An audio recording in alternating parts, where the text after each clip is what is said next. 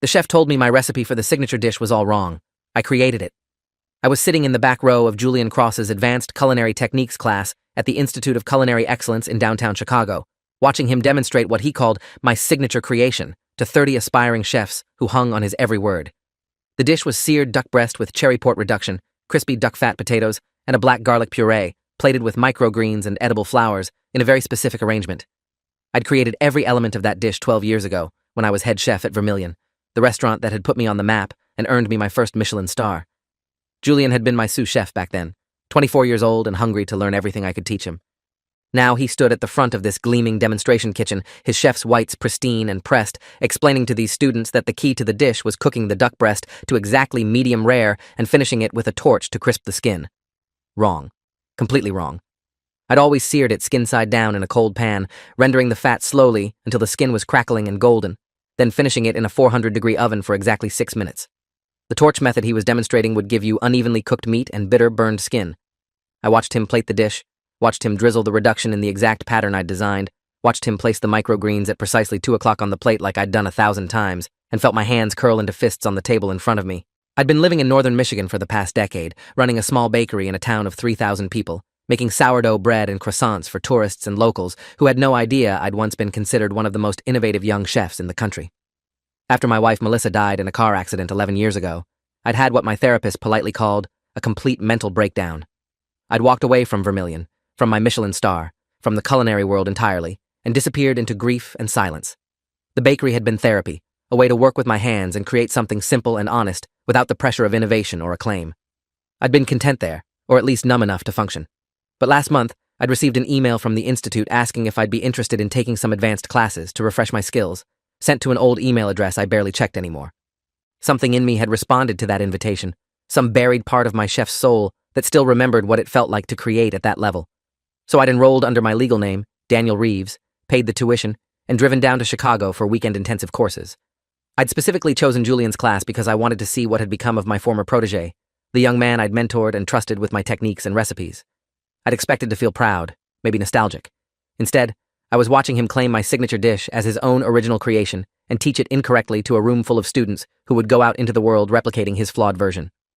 When Julian finished the demonstration and asked if there were any questions, my hand went up before I could stop myself. He looked toward the back of the room, squinting slightly like he couldn't quite see me in the shadows. Yes, the gentleman in the back. His voice was smooth and confident, the voice of someone who'd spent years being interviewed by food critics and appearing on television cooking shows. I stood up slowly, my heart hammering in my chest. The duck breast. You're using the torch method to crisp the skin, but that's going to give you uneven cooking and a bitter flavor from the burned fat. The traditional method for this dish is to start in a cold pan, render the fat slowly, then finish in a hot oven. The room went silent. Every student turned to look at me, and I could see Julian's expression shift from polite interest to irritation in the space of a heartbeat. I appreciate your input, but I think I know my own recipe better than a first-year student. The torch method is precisely what makes this dish special. It's a technique I developed through years of experimentation. His tone was dismissive, designed to put me in my place and move on. But I couldn't move on. Not when he was standing there lying about a dish I'd poured my soul into, a dish that had been featured in Bon Appetit and Food and Wine, a dish that food critics had called revelatory, and a perfect marriage of classical technique and modern innovation. I'm not a first-year student, I said, my voice steadier than I felt. And that's not your recipe. That dish was created at Vermilion in 2012 by Chef Daniel Reeves. I know because I was there. Julian's face flushed red, and I saw something flash in his eyes that looked almost like panic before his professional mask slipped back into place. Vermilion? That restaurant closed over a decade ago, and I don't know where you're getting your information, but this is absolutely my original creation. I've been making this dish for 8 years, since I opened my restaurant Crossroads. It's been featured in multiple publications under my name. He turned away from me deliberately, addressing the rest of the class. Sometimes people see similarities between dishes and assume there's been some kind of theft, but in reality, great minds often arrive at similar conclusions. Now, let's move on to the plating techniques. I sat down slowly, my legs shaking, feeling 30 pairs of eyes on me and hearing the whispered conversations starting around the room. The woman next to me, probably in her early 30s with flour still dusted on her black chef's pants, leaned over and whispered, "That was ballsy. But Cross is kind of notorious for shutting down anyone who challenges him. I'd watch your back if I were you." I barely heard her. My mind was racing through the years, trying to understand how this had happened. Julian had left Vermilion about 6 months after I did, after the restaurant closed because I'd been too broken to continue running it. He'd gone on to open Crossroads, which had quickly become one of Chicago's hottest new restaurants. I'd heard about his success in passing, through the occasional article that popped up in my social media feeds before I'd deleted all my accounts. I'd been happy for him, proud even, assuming he'd taken what I'd taught him and built his own culinary vision. I'd never imagined he'd built that vision by literally stealing mine. After class, I waited in the hallway outside the demonstration kitchen, leaning against the wall and trying to calm my breathing. Students filed past me, some glancing curiously in my direction, others studiously avoiding eye contact. When Julian finally emerged, he was talking on his phone, his voice animated and cheerful, as he discussed reservations and publicity events. He saw me waiting, and his expression hardened, but he finished his conversation before approaching me. "Look, I don't know what your deal is, but I don't appreciate being called a liar in front of my students. If you have a problem with my teaching methods, you can take it up with the administration. Otherwise, I'd suggest you drop this class and find somewhere else to study." He started to walk past me, but I stepped into his path. Up close, I could see he'd aged well, his dark hair now touched with distinguished gray at the temples, his face lined in ways that made him look experienced rather than old. He'd always been handsome in that sharp, angular way that looked good in photographs. Now he carried himself with the confidence of someone who'd become exactly what he'd always wanted to be. "Julian, it's me, Daniel Reeves." I watched his face carefully, looking for recognition, for acknowledgement, for something that would tell me this was all a misunderstanding. For a moment, his professional mask slipped, and I saw something flicker in his eyes that might have been guilt or fear or both. Then it was gone, replaced by carefully constructed confusion. "I'm sorry, do we know each other?" The denial was so absolute, so convincing, that for a second I questioned my own reality. But no, I'd mentored this man for 3 years. I'd taught him everything from knife skills to plating aesthetics. I'd shared my recipes, my techniques, my philosophy about food and cooking. There was no possible way he didn't recognize me, even with the extra weight I'd gained and the gray in my beard that hadn't been there 12 years ago. "You were my sous chef at Vermilion. I taught you how to make that duck dish you just demonstrated. You know exactly who I am." Julian's expression shifted to something that looked like pity mixed with annoyance. "Look, I don't know what you're trying to pull here, but I've never heard of you. I've never worked at a restaurant called Vermilion, and I certainly didn't steal anyone's recipes. Now, if you'll excuse me, I have another class to teach." He pushed past me and walked down the hallway, his footsteps echoing on the polished concrete floors. I stood there for a long moment, my hands shaking with a mixture of rage and disbelief, before pulling out my phone and doing something I should have done years ago. I Googled myself. The results were sparse and outdated, most of the links broken from websites that no longer existed. But I found a few archived articles from 2011 and 2012, reviews of Vermilion that mentioned my name, a short interview in a local food blog where I'd talked about the inspiration behind my signature duck dish. I screenshot everything, my fingers clumsy on the phone's screen, building a file of evidence that I'd existed, that I'd created what Julian was now claiming as his own. That evening, I sat in my hotel room with my laptop open, searching for everything I could find about Julian Cross and his restaurant Crossroads. His website was sleek and professional, featuring photos of dishes that looked hauntingly familiar. There was the duck breast I'd just watched him demonstrate, but also a deconstructed bouillabaisse that I'd created in 2011, a maple bourbon pork belly that had been my winter special for 2 years running, and a chocolate soufflé with cardamom cream that I'd developed after a trip to India. Each dish was presented as Chef Julian Cross's signature creation, each one accompanied by a story about his inspiration and development process. The stories were good, I had to admit, detailed and plausible, full of the kind of personal anecdotes that made you feel like you were getting an intimate glimpse into a chef's creative process. The problem was, they were all lies. I'd created every single one of those dishes, and I had the documentation to prove it. I pulled out the old external hard drive I'd brought with me, the one I'd been too emotionally damaged to look at for years. It contained photos from my time at Vermilion, recipe development notes, menu drafts, everything I'd digitally archived before walking away from my old life. I plugged it in and started going through the files, my chest tight with a mixture of nostalgia and grief. There were photos of Melissa and me at the restaurant's opening, both of us grinning like idiots, her in a black dress and me in my chef's whites, so young and full of hope. There were menu printouts showing the evolution of my duck dish from early experiments to the final version. There were notes in my own handwriting, scanned and saved, detailing every element of the dishes Julian was now claiming as his own. I spent the next 3 hours building a comparison document, putting my original recipes and photos side by side with images from Julian's website and social media. The similarities weren't just striking, they were identical. Same plating patterns, same flavor combinations, same garnishes placed in the same positions. He hadn't just been inspired by my work, he'd copied it wholesale and then rewritten history to make himself the creator. By midnight, I'd compiled a 45-page document with timestamps, archived articles, photos, and recipe cards that proved beyond any doubt that I'd created these dishes years before Julian had claimed them as his own.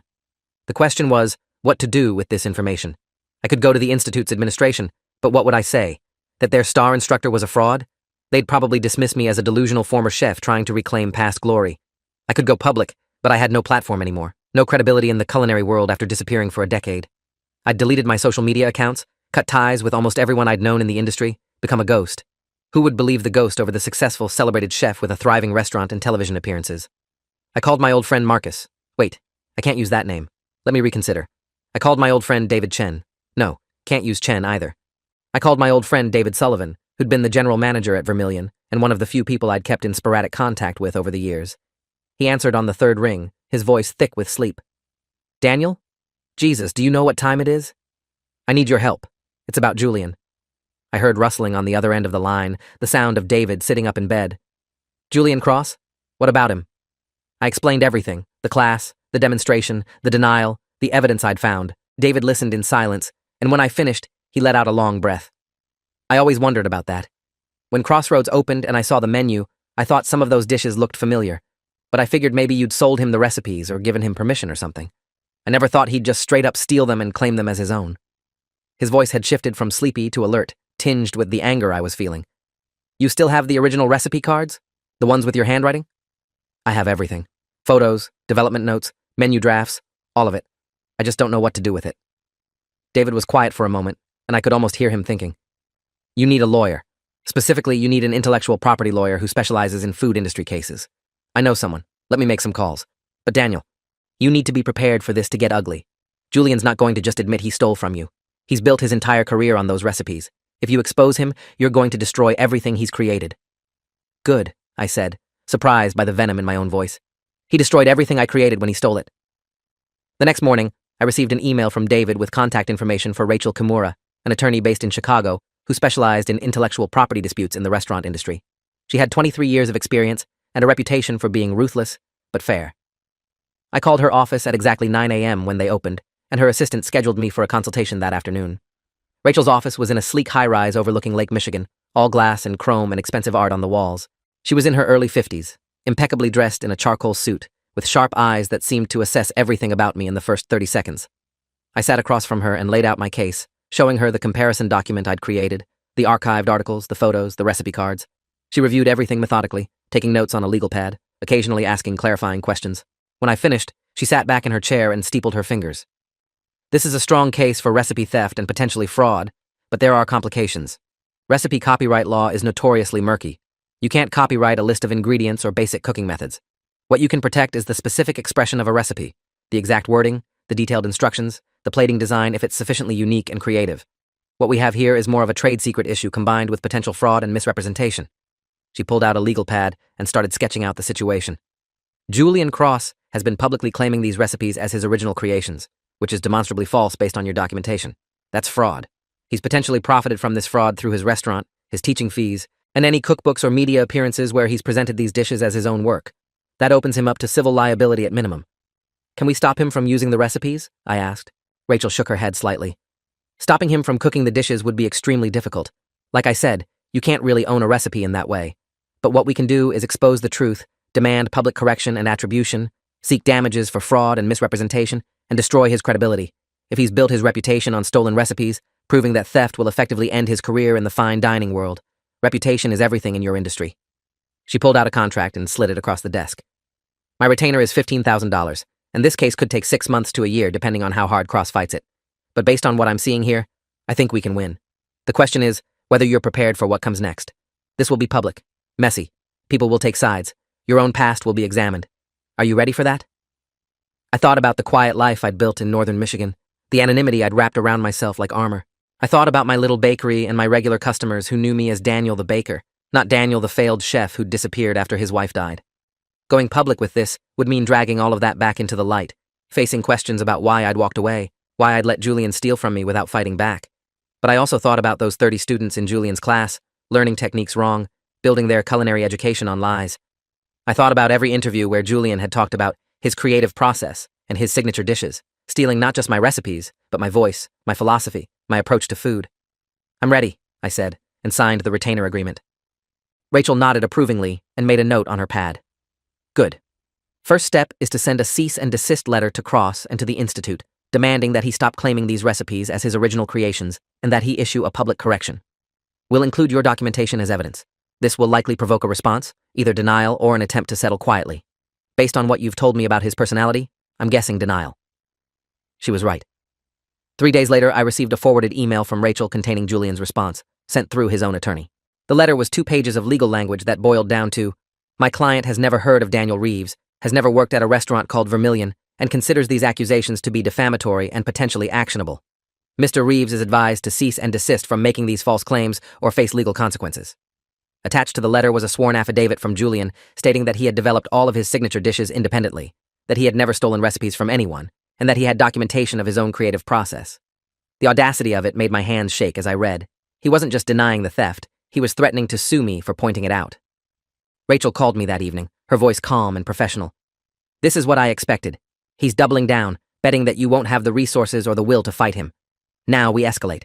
I'm going to file a civil complaint for fraud, misrepresentation, and unjust enrichment. We'll seek damages based on the profits he's made from using your recipes at his restaurant, his teaching income, and any other revenue streams connected to these dishes. And we're going to make sure this gets media attention." Media attention? My stomach clenched at the thought. Daniel, the best way to fight this is in the court of public opinion as well as the actual court. The culinary world is small and gossip travels fast. If we can get a food journalist or critic to cover this story, it will put pressure on Cross to settle or admit the truth. I have contacts at several food publications. With your permission, I'd like to reach out to them. I thought about it for a long moment, weighing my desire for privacy against my need for justice. "Do it," I finally said. "But I want to be the one to tell the story.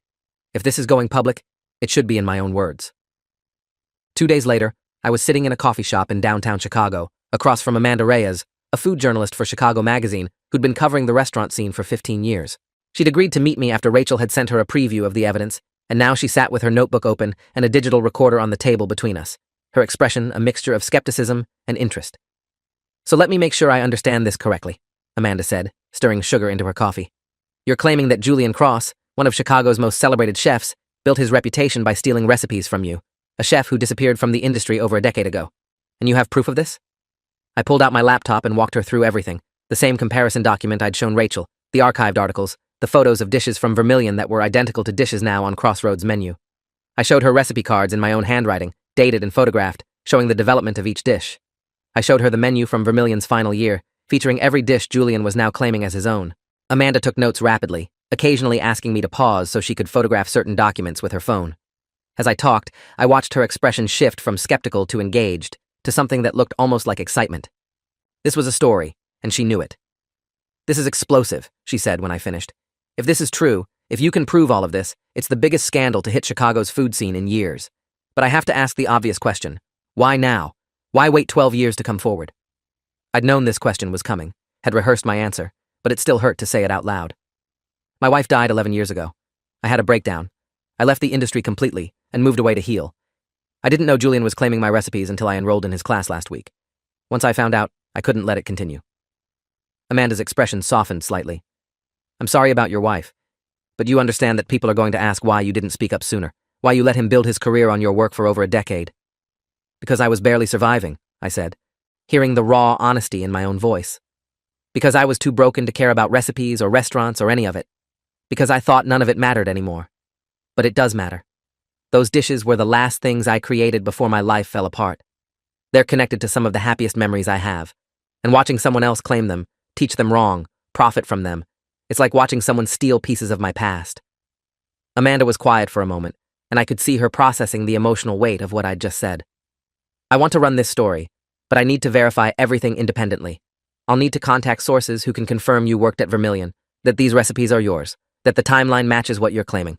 I'll also need to reach out to Julian Cross for comment. This is going to take about 2 weeks to fact-check and write. Are you prepared for what happens when this publishes?" "I don't think I'll ever be prepared," I admitted. "But it needs to be told." Over the next 2 weeks, Amanda did exactly what she'd promised. She tracked down David Sullivan and interviewed him about my time at Vermilion. She found the restaurant's former owner, who confirmed that I'd been the head chef and that the dishes in question had been created during my tenure. She even found a food blogger who'd reviewed Vermilion in 2012 and still had photos of my duck dish, proving it existed years before Julian claimed to have created it. She reached out to Julian for comment, and according to Rachel, his attorney sent back a terse statement denying all allegations and threatening legal action if the article was published. 2 days before the article was scheduled to run, I received a phone call from an unknown number. When I answered, I heard Julian's voice for the first time, without his professional polish raw and angry. "You're really going to do this? You're going to destroy everything I've built over some fucking recipes?" His voice was shaking with rage. "You walked away, Daniel. You abandoned everything. You have no right to come back now and tear down what I've created." "What you've created?" I felt my own anger rising to match his. "You didn't create anything, Julian. You stole my work and passed it off as your own. You built your entire reputation on lies." "I made those recipes better than you ever did," he spat back. "Your duck was good, but my version is perfect. I refined your techniques, improved on your plating, turned your rough drafts into masterpieces. Without me, those recipes would have died when Vermilion closed. I kept them alive. I made them famous. I deserve the credit for that." The sheer arrogance of it took my breath away. "You deserve credit for stealing and lying? You deserve credit for teaching those dishes wrong and claiming you invented them? You're delusional." "I'm giving you one chance to back off," Julian said, his voice dropping to something cold and threatening. "Drop the lawsuit, call off your journalist friend, walk away. If you don't, I'll make sure everyone knows what a pathetic has-been you are. I'll tell them how you abandoned your restaurant, how you couldn't handle the pressure, how you disappeared like a coward. I'll destroy what's left of your reputation." "I don't have a reputation left to destroy," I said quietly. "But you do. And when that article runs, everyone will know the truth about how you got it." He hung up without another word. That call was the last communication I had with Julian before the article published. When it hit Chicago Magazine's website on a Thursday morning, it exploded across food media like a grease fire. The headline read, "Stolen Recipes: How One of Chicago's Top Chefs Built His Career on Another Man's Work." Amanda had written it beautifully, laying out the evidence methodically while weaving in the human story of my loss and Julian's betrayal. She'd included photos comparing dishes from Vermilion and Crossroads, showing the undeniable similarities. She'd interviewed multiple sources who confirmed my version of events. Within hours, the story had been picked up by Eater, Bon Appetit, and Food and Wine. By that afternoon, it was trending on culinary Twitter and Instagram, with chefs and food writers weighing in on both sides. Some defended Julian, arguing that recipe inspiration wasn't theft, and that I was a bitter has-been trying to tear down someone more successful. But more people, many more, were outraged on my behalf. Former Vermilion customers came forward with photos and memories of my dishes. Other chefs who'd worked with Julian started sharing their own stories of him taking credit for other people's ideas. The dam had broken, and everything that had been hidden was flooding into the light. The Institute of Culinary Excellence issued a statement that evening saying they were investigating the allegations, and that Julian Cross had been placed on administrative leave from his teaching position pending the outcome of the investigation. Crossroads Restaurant tried to weather the storm at first, posting a statement on their website defending Julian and claiming the allegations were false. But reservations started getting canceled. Food critics who'd once praised the restaurant were now writing articles questioning whether anything on the menu was original.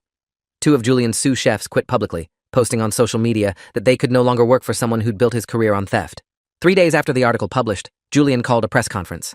I watched it on my laptop from my hotel room, my hands clenched into fists as he stood in front of a podium at Crossroads, his expensive suit perfectly tailored, his expression a carefully crafted mixture of hurt and defiance. "I want to address the recent allegations that have been made against me," he began, his voice steady and controlled. "Daniel Reeves was indeed my mentor many years ago, and I learned a great deal from him during my time at Vermilion. However, the claim that I stole his recipes is categorically false." He went on to explain his version of events, that he'd been inspired by his time working with me, that he'd taken the techniques I'd taught him and developed his own interpretations, that this was normal in the culinary world where chefs build on each other's work. He claimed that the similarities between his dishes and mine were the natural result of being trained in the same style, not evidence of theft. He expressed sympathy for my loss and my struggles, but firmly denied any wrongdoing. It was a masterclass in manipulation, the way he acknowledged just enough truth to seem credible while denying the core accusation. If I hadn't had the documentation, if I hadn't been able to prove that his dishes were identical to mine down to the plating patterns, it might have worked. But I did have the proof, and Rachel was ready to use it. The civil lawsuit was filed the following week, and with it came a flood of additional evidence that Rachel and her team had been gathering. They'd subpoenaed records from Crossroads showing that Julian's signature dishes had appeared on the menu within months of the restaurant opening, before he would have had time to develop them independently. They'd found interviews from Julian's early days where he'd talked about refining recipes from my time at Vermilion, a slip that proved he knew exactly where the dishes had come from. They'd even tracked down a former line cook from Crossroads who was willing to testify that Julian kept copies of Vermilion's old menus in his office and regularly consulted them. The case was airtight, and Julian's attorneys knew it. 2 months after the lawsuit was filed, they approached Rachel about a settlement. Julian was willing to admit that he'd been inspired by my recipes, to issue a public apology, and to pay damages in exchange for avoiding a trial. Rachel called me to discuss the offer, laying out the terms. "He's offering $350,000 in damages, a public statement acknowledging that you created the dishes in question, and an agreement to remove those dishes from his menu permanently. It's a good offer, Daniel. Taking this to trial could take another year, and there's always risk, even with a strong case. I thought about it for a long moment, weighing the money against the satisfaction of watching Julian face judgment in open court. What happens if we don't settle? What's the likely outcome of a trial? Based on the evidence we have, I'd say there's an 85% chance we win with substantial damages. But there's also the publicity aspect. A trial would keep this story in the media for months. It would be exhausting and invasive for you, and it would completely destroy what's left of Julian's career. The settlement lets both of you move on. I don't want to move on, I said, surprising myself with the certainty in my voice. I want a trial. I want him to have to stand up in court and admit what he did. I want it on the record. Rachel was quiet for a moment. Okay. But understand that this means your entire past will be examined. Julian's attorneys will try to discredit you, will dig into your breakdown, your time away from the industry, anything they can use to make you look unreliable. Are you sure you're ready for that? I'm sure. The trial was scheduled for 6 months later, giving both sides time to prepare. During that period, I watched Julian's career crumble in slow motion. Crossroads closed 3 months before the trial date, unable to survive the constant negative publicity and the mass exodus of staff. Julian's television appearances were canceled. His planned cookbook was shelved by the publisher. The Institute of Culinary Excellence formally terminated his teaching contract and issued a public apology to students who'd been taught under false pretenses. By the time we walked into the courtroom on the first day of the trial, Julian looked diminished, his expensive suits no longer fitting quite right, his confident swagger replaced by something hunched and defensive. The trial lasted 2 weeks. Rachel presented our evidence methodically, calling witness after witness who testified to my creation of the disputed recipes. David Sullivan took the stand and walked the jury through menu development meetings where I'd introduced each dish. The former owner of Vermilion testified about my creative process and my role as head chef.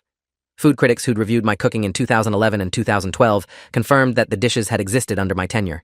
Julian's defense tried to argue that inspiration wasn't theft, that he'd transformed my rough concepts into polished dishes, that I was a vindictive ex-colleague trying to destroy him out of jealousy. But their arguments fell apart when Rachel presented the side-by-side comparisons, showing that Julian's dishes weren't transformations or interpretations. They were exact replicas down to the garnish placement and plate choice. The most damaging moment came when Rachel played a video from one of Julian's early cooking demonstrations, found in a local news archive, where he'd made the duck breast dish and casually mentioned that he'd refined this technique during my time working under a talented but troubled chef in the early 2010s. He'd been so confident that no one would ever connect those dots, so certain that I'd disappeared forever, that he'd basically admitted the truth without realizing it. The jury deliberated for less than 4 hours. When they came back, the verdict was unanimous. Julian Cross had engaged in fraud, misrepresentation, and unjust enrichment by claiming my recipes as his original creations. The damages awarded were $580,000, more than the settlement offer, covering estimated profits from the dishes at Crossroads, his teaching income, and punitive damages for the deliberate nature of the fraud. I watched Julian's face as the verdict was read, watched him crumble in his chair, his attorney's hand on his shoulder the only thing keeping him upright. There was no satisfaction in seeing him destroyed, just a hollow sense of justice finally served. After the trial, I gave one more interview to Amanda Reyes, who'd been covering the case from beginning to end. We met at the same coffee shop where we'd first talked, and this time her questions were softer, more reflective. How does it feel, getting your recipes back, your reputation restored? I thought about the question carefully. It doesn't feel like I got them back. Those dishes are still connected to a time and place that doesn't exist anymore. Vermilion is gone, Melissa is gone, the version of myself that created those recipes is gone. What I got back is the truth. The acknowledgement that I created something meaningful, something good enough that someone else wanted to steal it and build a career on it. That matters. What's next for you? Are you going to come back to the fine dining world? I smiled and shook my head. No. I'm going back to my bakery in Michigan. I'm going to keep making bread and croissants for people who just want something warm and good to eat. Maybe someday I'll create new recipes, new dishes that belong to this version of myself instead of the person I used to be. But right now, I'm okay with simple. The article she wrote from that interview was gentler than her first piece, focusing less on the scandal and more on the human cost of what had happened. She wrote about creativity and ownership, about the difference between inspiration and theft, about how the culinary world needed to do better at protecting the intellectual property of chefs who poured their hearts into their work. 6 months after the trial, I was back in northern Michigan, standing in my bakery at 4:30 in the morning, my hands deep in sourdough dough, the familiar rhythm of kneading grounding me in the present. The bakery had become something different to me now, not a hiding place, but a choice. I'd proven I could fight for my work, could stand up to someone who'd stolen from me, could survive having my past dragged into the light. Now I was choosing this quieter life not out of fear or grief, but out of genuine contentment. The money from the settlement sat in my bank account, mostly untouched. I'd donated a portion to a culinary scholarship fund for students who couldn't afford tuition, had set aside some for eventual retirement, and used a small amount to upgrade my bakery's equipment. The rest just sat there, a numerical acknowledgement of what had been taken from me, but not a replacement for it. I still thought about Julian sometimes, wondering what he was doing now that his restaurant was closed, his reputation destroyed, his career in fine dining effectively over. I'd heard through the Culinary Gossip Network that he was working as a private chef for a wealthy family in the suburbs, cooking meals in anonymity, using someone else's recipes because he'd never learned to create his own.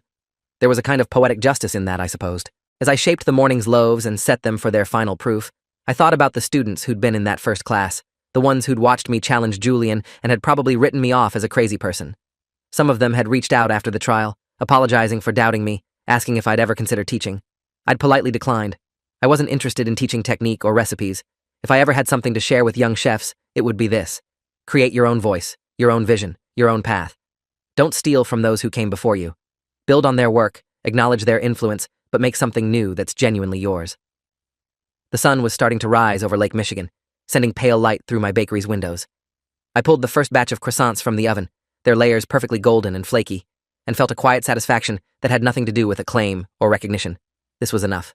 This was mine. This was, and no one could take it away. Thanks for watching till the end.